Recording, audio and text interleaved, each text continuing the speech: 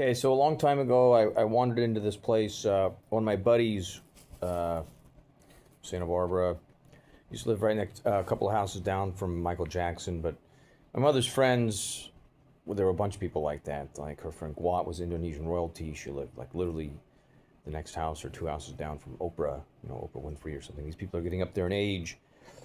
Harry Spencer's over there, right down the road, things of that sort. Just a bunch of different people and people that hate those people who made their own way, that are super geniuses, that also made a impact in the world with their technology and their research, and made themselves a little bit of money and things like that out in Santa Barbara.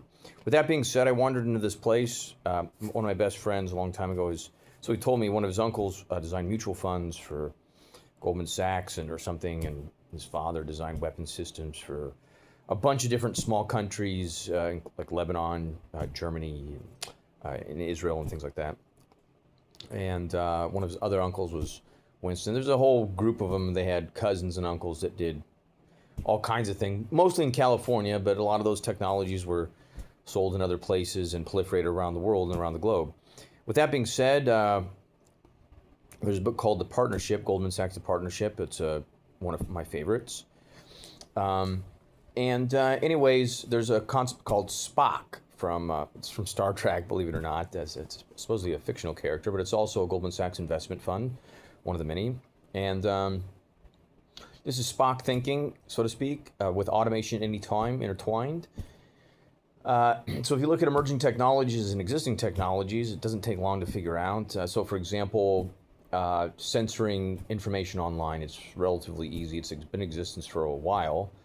But so for example, like if you, depending on the computing speed of the computer, whether it's a classical IBM mainframe or what they have nowadays with quantum computing is a company called Qubits or D-Wave Computing.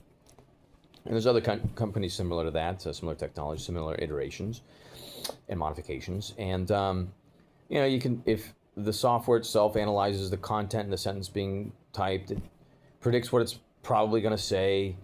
And then depending on the next word or two, it can either update the screen to eliminate the post, or if that's, it helps in other words, it assists the user in realizing, do I really want to post this or not?